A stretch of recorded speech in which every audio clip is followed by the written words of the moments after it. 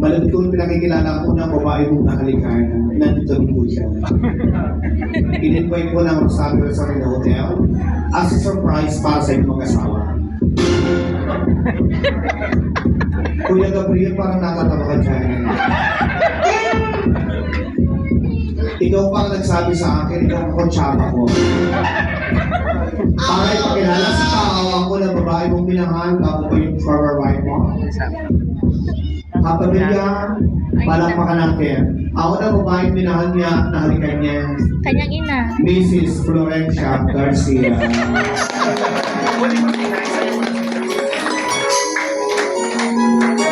Sama mo lagi si Bibi.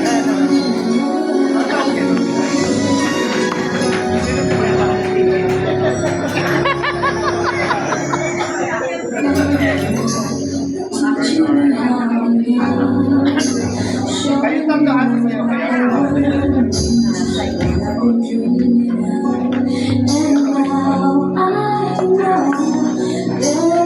Kaya po natin kita kayo.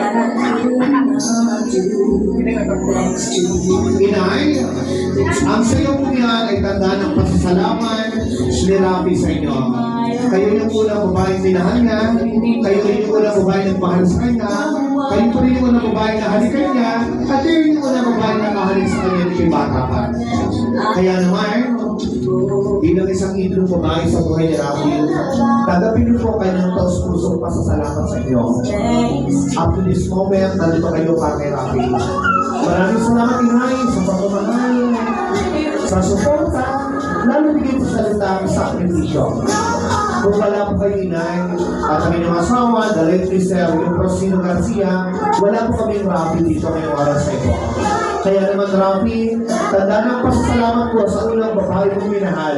Bigyan mo siya ng isang mahigpit na kapan niyo sa'yo. Maraming salamat, Inay.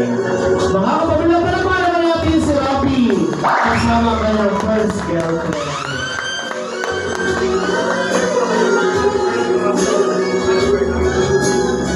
Alam ko,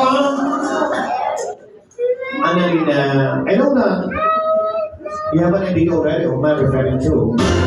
Pag sinabi kong first boyfriend, yun, automatically ang tatay mo yun. I know he's so happy right now watching you wearing that wedding gown. Diba? Don't worry. He's still watching you. At isa siya sana palakpak sa iyo. Isa siya sana natutuwa sa iyo. Isa siya sa talagang ang smile ay hanggang tenga. Tandaan mo yan. Now that you finally found Rafi, kaya naman Bernard, in behalf of your late father, kindly do the honor in dancing Annalena. Ibigay mo kay Tess.